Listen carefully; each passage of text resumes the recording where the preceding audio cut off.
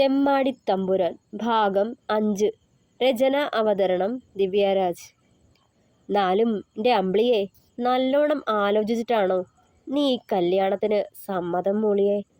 തച്ചു വെച്ചൊരു ബ്ലൗസിൻ്റെ ഹെമ്മിങ് പണിക്കിടെ ആശേച്ചി അത് ചോദിക്കുമ്പോൾ സംശയത്തോടെ മുഖം കൂർപ്പിച്ചു അമ്പിളി. പെണ്ണുപിടി ഇല്ലാന്നേയുള്ളൂ, മറ്റെല്ലാ തോന്നിയാസങ്ങളുമുണ്ട് ആ ചെക്കൻ്റെ കയ്യിൽ. എപ്പോഴാ ആരോടാ തല്ലുണ്ടാക്കണമെന്ന് പറയാൻ പറ്റില്ലേ? അതുമല്ല, സ്വന്തം തന്ത പോലും ഓൻ്റെ ശത്രുവാ. ഒരു തരം കിട്ടിയാൽ ഓനെ പിടിച്ച് ലോക്കപ്പിലിടാൻ കാത്തിരിക്കുക അയാൾ. ആശയുടെ നാവിന്ന് അത് കേട്ടതും നെഞ്ചൊന്ന് പിടഞ്ഞു അവളുടെ. ഒക്കെ അറിയാവുന്നതാ, കുടിയും വലിയും ഉള്ളതുപോലെ നല്ലോണം തല്ലുണ്ടാക്കുമെന്നും. പക്ഷേ ഒരു പ്രതീക്ഷയാ, വിവാഹം കഴിയുമ്പോൾ ഒക്കെ മാറൂന്ന്. സ്നേഹിക്കാനും ചേർത്ത് പിടിച്ച് ശാസിക്കാനും താനോടി ചെല്ലുമ്പോൾ ഒക്കെ മാറുമായിരിക്കും, സ്വയം സമാധാനിച്ചവൾ. കഴിഞ്ഞ വിഷുവിന് ആ കൃഷ്ണൻ പോലീസിൻ്റെ മൂത്ത മകൻ അനീഷിനെ സ്റ്റേഡിയത്തിന് മുന്നിലിട്ട് തല്ലിച്ചതച്ചത്. കേസാവേണ്ടതാ. ആ സുഭദ്ര തമ്പ്രാട്ടി ഏതോ വക്കീലിനെ കൊണ്ടുവന്ന് ഒക്കെ ഒത്തുതീർപ്പാക്കിയെന്നാ കേട്ടത്. ഒരു നിശ്വാസത്തോടെ ആശേച്ചി അത് പറയുമ്പോൾ കഴിഞ്ഞ വർഷം വിഷുവിന് ഈ വാർത്ത രാഹുൽ, അമ്പിളിയുടെ അനുജൻ, വീട്ടിൽ വന്ന് പറഞ്ഞത് ഓർത്തുപോയവൾ. എൻ്റെ അമ്പിളിയേച്ചി, രുധിയേട്ടൻ്റെ മുണ്ടും മടക്കി കുത്തിയുള്ള ആ നിൽപ്പ് കാണണമായിരുന്നേ. 6-ാം തമ്പുരാനിലെ ലാലേട്ടനെ പോലെ. ഹോ, രോമാഞ്ചം വന്നുപോയി. അല്ലേലും ആ അനീഷിന് 2 കിട്ടണമായിരുന്നു. രുധിയേട്ടൻ്റെ കൂടെ നടക്കണം മറ്റേ ചേട്ടനില്ലേ, ആ അച്ചുവേട്ടൻ്റെ വീട്ടിൽ ആരുമില്ലാത്തപ്പോൾ ചെന്ന് പെങ്ങളെ കയറി പിടിച്ചതിനത്രേ. ആ അനീഷിൻ്റെ തന്ത ഇവിടുത്തെ സ്റ്റേഷനിലെ പോലീസാവാത്തത് ഭാഗ്യം. ആയിരുന്നേൽ രുധിയേട്ടനെ പഞ്ഞി കിട്ടേനെ. അമ്മാതിരി ഇടിയാ ഇടിച്ചേ ആ അനീഷിനെ. വലിയ കാര്യത്തിൽ അവനത് പറഞ്ഞപ്പോൾ തനിക്കും ആള് ചെയ്തത് തെറ്റായിട്ട് തോന്നിയില്ല. കാരണം കൃഷ്ണൻ പോലീസിൻ്റെ മോന് 2 തല്ലിൻ്റെ കുറവുണ്ടായിരുന്നു. പെൺകുട്ടികളോട് അശ്ലീല ഭാഷയിൽ സംസാരിക്കാനും കമൻ്റ് അടിക്കാനും ഒരു നാണവുമില്ലാത്ത സാധനം അത്, ഓർത്തവൾ. 2 ടെക്സ്റ്റൈൽ ഷോപ്പും പലവ്യഞ്ജനത്തിൻ്റെ മൊത്ത വ്യാപാരവുമുള്ളതാ. അതൊക്കെ നോക്കി അടങ്ങി ഒതുങ്ങി കഴിയാൻ പാടില്ല ആ ചെക്കന്. വെറുതെ കള്ളം കുടിച്ച് കൂട്ടും കാടിയങ്ങ് നടക്കുക. അവർ പറയുന്നത് തുടർന്നു കൊണ്ടിരുന്നു. ഒന്നും മിണ്ടാതെ അവർ പറയുന്നതൊക്കെ മൂളി കേട്ടുകൊണ്ടേയിരുന്നു അമ്പിളി. എന്താടാ ഇത്, വാറ്റാന്നും പറഞ്ഞു കൊണ്ടുവന്നിട്ട് ഒരു ഗും പോരല്ലോടാ. രാമു കൊണ്ടുവന്ന കുപ്പി തുറന്ന് കുറച്ചെടുത്ത് വായിലേക്ക് കമഴ്ത്തിക്കൊണ്ട് പറഞ്ഞു രുധിൻ. ഡാ, നീ പോയേ.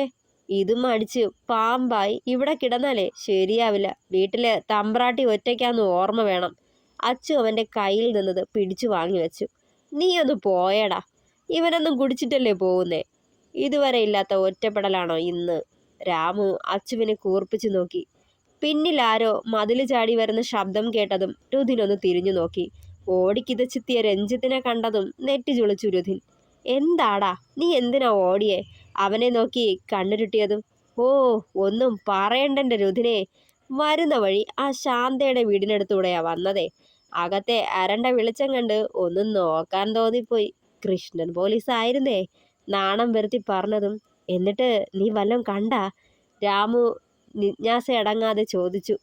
ഓ, ഒന്നും കണ്ടില്ല, കർട്ടൻ ഇട്ടിരിക്കുമായിരുന്നു, നിരാശയോടെ പറഞ്ഞതും. ഓഹ്, നാണമില്ലേടാ നിനക്ക് വല്ലവരുടെയും കിടപ്പറയിൽ സീൻ പിടിക്കാൻ പോവാൻ? മോശം.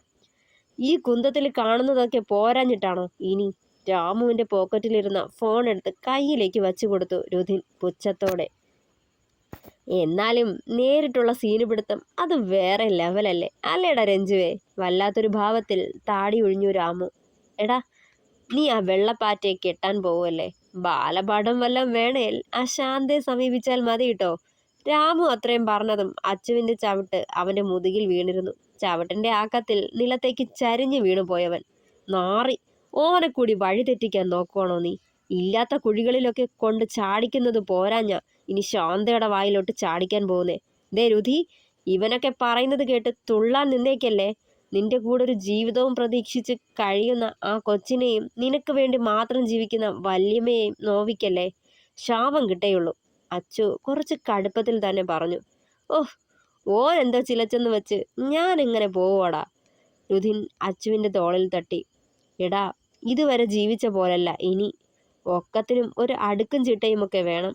ഈ കുടിയും വലിയുമൊക്കെ പയ്യെ പയ്യെ മാറ്റാൻ നോക്ക്. അതുപോലെ സമയത്തിന് വീട്ടിൽ ചെന്ന് കയറാനും പഠിക്ക്. അച്ചു ശാസിച്ചു. ഓ, തീയതി പോലും കുറിച്ചിട്ടില്ല. അതിനു മുന്നേ ഇതൊക്കെ നോക്കാനൊന്നും എനിക്ക് വയ്യ. ഇനിയും സമയമുണ്ടല്ലോ. പറഞ്ഞുകൊണ്ട് വാറ്റുചാരായം വെള്ളം പോലും ഒഴിക്കാതെ വായിലേക്ക് കമിഴ്ത്തി രുധിൻ. ഡാ രുധി, നീ ഓളെ വിളിക്കാറുണ്ടോ? രഞ്ജി അവനെ നോക്കി. എവിടെ? നമ്പറുണ്ട്, പക്ഷെ വിളിച്ചിട്ടില്ല. രുധിൻ നിലത്തെ പുല്ലിന് മുകളിലേക്ക് ചാഞ്ഞു കിടന്നു. ഏത് നൂറ്റാണ്ടിലെ ജീവിയാടാ നീ? ഓരോരുത്തന്മാര് പെണ്ണ് കണ്ടുവന്ന് ഇഷ്ടപ്പെട്ടെന്നായാൽ ഉടനെ നമ്പർ വാങ്ങി വിളിക്കാൻ തുടങ്ങും. ഇവിടെ ഒരുത്തൻ നമ്പറും കയ്യിൽ വെച്ച് വെള്ളം ഇറക്കി നടക്കുക. രഞ്ജു അവനെ നോക്കി ചുണ്ടുകൊട്ടി. ഓ, നീയൊക്കെ നല്ല പുള്ളികളാണല്ലോ. വല്ല അവളുമാരെയും വിളിച്ചും പഞ്ചാരയടിച്ചും നല്ല എക്സ്പീരിയൻസ് അല്ലേ? എനിക്കങ്ങനെ പരിചയമൊന്നുമില്ലേ? കൈമലർത്തിയവൻ. ഓ, ഒരു പുണ്യാളൻ. നീ ആ ഫോണിങ് തന്നെ, ഇപ്പൊ തന്നെ വിളിക്കാം. പറഞ്ഞു തീർന്നതിനു മുന്നേ രുധിന്റെ പോക്കറ്റിൽ നിന്നും ഫോൺ കൈക്കലാക്കിയിരുന്നു രഞ്ജിത്ത്. എടാ വേണ്ട, ഞാൻ കുടിച്ചിരിക്കുക. നാക്ക് കുഴയുന്നുണ്ട്. പെണ്ണിനെ മനസ്സിലാവും. അവൻ ആ ഫോൺ തട്ടിപ്പറിക്കാൻ നോക്കി. നീ ഒന്നും മിണ്ടാതിരിക്കൂ രുധി. ഏത് പേരിലാ അവളുടെ നമ്പർ സേവ് ചെയ്തിരിക്കുന്നേ? അമ്പിളി എന്ന് തന്നെയാണോ? രഞ്ജിത്ത് തിടുക്കത്തിൽ കോണ്ടാക്ട് ഓപ്പൺ ചെയ്തു. പറയവേ അവൻ നമ്പറിലെ കോളർ ബട്ടൺ അമർത്തിയിരുന്നു. എടാ വേണ്ട, നീ കട്ടാക്കിയേ, രുധിൻ ചമ്മലോടെ പറഞ്ഞതും. ഓ, ഓൻ്റെ ഒരു നാണം. നീ ഇന്ന് ഓളോട് സംസാരിച്ചിട്ട് പോയാൽ മതി. രാമു അവനെ കളിയാക്കി. റിങ്ങുണ്ട്. ചുണ്ടിന് കുറുകെ ചൂണ്ടുവിരൽ വെച്ചു രഞ്ജി. ദാടാ ഓള, സംസാരിക്ക്. രുധിൻ്റെ കയ്യിലേക്ക് ഫോൺ വെച്ച് കൊടുക്കുമ്പോൾ മറുപുറം അറ്റൻഡായിരുന്നു. ഹലോ, വല്ലാത്തൊരു നെഞ്ചിടിപ്പോടെ അവൻ ചോദിച്ചതും. ആരാണ്? ഞാനാ, രുധിന. അമ്പിളിയോട് സംസാരിക്കാനാ വിളിച്ചേ, മെല്ലെ പറഞ്ഞതേ വർദ്ധിച്ച ഹൃദയമിടിപ്പോടെ അവനെ കേട്ട് നിന്നേയുള്ളവൾ. ഹലോ, അമ്പിളി എന്തേ ഒന്നും മിണ്ടാത്തേ? മറുപുറം നിശബ്ദമാണെന്ന് കണ്ട് രുധിൻ മെല്ലെ ചോദിച്ചു. എന്തിനാ ഇപ്പോൾ വിളിച്ചേ? എന്തേലും പറയാനുണ്ടോ? നേർത്ത നാദത്തോട് ചോദിച്ചതും. എനിക്ക് വിളിക്കണമെന്ന് തോന്നി, വിളിച്ചു. എന്തേ, അമ്പിളിക്ക് ഇഷ്ടായില്ല? കുസൃതിയോടെ ചോദിച്ചവൻ. അതല്ല, ചോദിച്ചൂന്നേ ഉള്ളൂ. പെട്ടെന്ന് വിളിക്കൂന്ന് കരുതിയില്ല, ചെറിയൊരു ഭയത്തോടെ പറഞ്ഞവൾ. അതെ, എനിക്കൊന്ന് കാണാൻ തോന്നാ. നാ മതിൽ ചാടാൻ റെഡി ആയിക്കോടാ രുധി. പിന്നിൽ നിന്ന് അടക്കി പിടിച്ച ചിരിയോടെ രഞ്ജിയത് പറഞ്ഞതും അത് കേട്ടെന്ന പോലെ അമ്പിളിയും ചിരിച്ചു. അവന്മാര് കൂടെയുണ്ടേ? നേരം ഇത്രയായിട്ടും വീട്ടിൽ പോയില്ലേ? ഇല്ല. ആ അമ്മ അവിടെ തനിച്ചല്ലേ? ഞാനൊത്തിരി വൈകിയ വീട്ടിൽ പോവാറുള്ളൂ. പക്ഷേ ആ ശീലം നല്ലതല്ല. എനിക്ക് ഇഷ്ടല്ലത്. ജോലിക്ക് പോവണ ആണുങ്ങൾ സന്ധ്യയാവുമ്പോൾ വീട്ടിൽ വന്ന് കയറണമെന്നാ അമ്മ പറയാറ്. വൈകിയ കുടുംബത്തിന് തന്നെ അതിന് ദോഷം. വെറുതെ പറഞ്ഞവൾ. ഞാനിങ്ങനെയൊക്കെ തന്നെയാ. അമ്പിളി ഇപ്പോഴേ ഭരിക്കാൻ തുടങ്ങിയോ? മെല്ലെ ശബ്ദം താഴ്ത്തി ചോദിച്ചതേ. ഞാൻ പറഞ്ഞാലും അനുസരിക്കില്ലാലോ. അമ്മ പറഞ്ഞതേയുള്ളൂ. വീട്ടിലേക്ക് പോവാ. അമ്പിളി പറഞ്ഞിട്ട് കേൾക്കാണ്ടിരിക്കുന്നതെങ്ങനാ? കുറുമ്പോടെ പറഞ്ഞതും. സത്യമായിട്ടും പോവോ? കണ്ണുകൾ വിടർന്നവളുടെ. സത്യമായിട്ടും പോവും. അത് കേട്ടതും മെല്ലെ ഒന്ന് പുഞ്ചിരിച്ചവൾ. ആ പുഞ്ചിരി അവൻ്റെ ചുണ്ടുകളിലും വിടർന്നു. ഡാ, ഇപ്പോ ആ ചളപ്പ് മാറിയില്ലേ? ഇനി ഈ ഫോൺ വിളി ശീലമായിക്കോളും. രഞ്ജിയും അച്ചുവും കൂടി ആക്കി ചിരിച്ചു. ബുള്ളറ്റ് കൊണ്ട് നിർത്തി മുറ്റത്തേക്കിറങ്ങി കൃഷ്ണൻ പോലീസ്. അയാളെ കാത്തുന്ന പോലെ പുറത്തിരുന്ന ദീപയെ കണ്ടിട്ടും കാണാത്ത പോലെ അകത്തേക്ക് കയറിപ്പോയയാൾ. അത്താഴം എടുത്ത് വെക്കട്ടെ? പതിഞ്ഞ ശബ്ദത്തിൽ ചോദിച്ചതും ഒന്ന് മൂളിക്കൊണ്ട് അകത്തേക്ക് കയറിപ്പോയയാൾ. അയാൾ ഈ രാത്രിയിൽ എവിടെ പോയിട്ടുള്ള വരവാണെന്ന് അറിയാം, എങ്കിലും ചോദിച്ചില്ല. ഒരു തവണ ഇതുപോലെ ചോദിച്ചതിന് കിട്ടിയ സമ്മാനം വളരെ വലുതായിരുന്നു. 6 മാസം പ്രായമുണ്ടായിരുന്ന തൻ്റെ ഉള്ളിലെ ജീവന്റെ തുടുപ്പായിരുന്നു അയാളുടെ മുട്ടുകാലിന് ഇല്ലാണ്ടായത്. എന്നിട്ടും അയാളെ വിട്ടുപോവാതെ കടിച്ചു തൂങ്ങണത് പ്രണയം കൊണ്ടല്ല, 2 കുട്ടികളെ ഓർത്തായിരുന്നു. അതിൽ പിന്നെ അയാൾക്ക് നേരെ ശബ്ദമുയർത്താനുള്ള ധൈര്യമൊന്നും ഉണ്ടായിട്ടില്ല. എല്ലാ കൊള്ളരുതായ്മകളും സഹിച്ച് കഴിഞ്ഞുകൂടുകയാണ്. മരിക്കാൻ തോന്നിയിട്ടുണ്ട് പലപ്പോഴും. പക്ഷേ എൻ്റെ കുഞ്ഞുങ്ങളെ ഇയാളെ നോക്കില്ല എന്നറിയാവുന്നത് കൊണ്ടാ. അവർക്ക് ആരുമില്ലാണ്ടാവുന്നത് ഓർത്തുകൊണ്ടാ അതിലും മുതിരാത്തത്. എങ്ങനെയൊക്കെയോ നന്നായി വളർത്തിയിട്ടും അനീഷ് അച്ഛൻ്റെ തനി പകർപ്പായി വളരുന്നുണ്ട്. പക്ഷേ കിഷോർ, എൻ്റെ കിച്ചു, ഒരു പാവ. അമ്മയെ ജീവനെ പോലെ കരുതുന്നവനാ. ഞാനാ അവൻ്റെ ലോകം, വിതുമ്പലോടെ ഓർത്തവർ.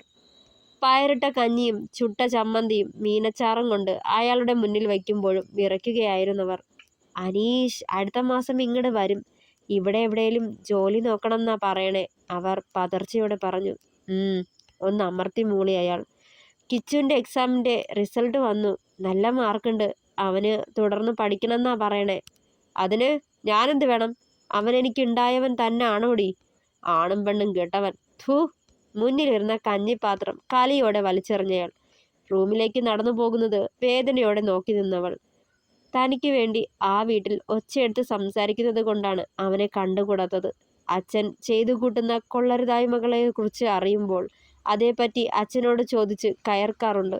അതുകൊണ്ടാണ് അയാൾക്ക് അവനെ കണ്ടുകൂടാത്തത്. നിലത്ത് വീണ് തകർന്നു കിടക്കുന്ന പ്ലേറ്റ് പെറുക്കിയെടുക്കവേ നെഞ്ചു വിങ്ങി അവരുടെ. എന്തിനാമ്മേ അയാളുടെ കൂടെ ഇനിയും ഈ വീട്ടിൽ കടിച്ചു തൂങ്ങണത്? എങ്ങോട്ടെങ്കിലും പോവാം നമുക്ക്. അമ്മയെ ഞാൻ നോക്കിക്കോളാം, ഒരു കുറവും വരാതെ.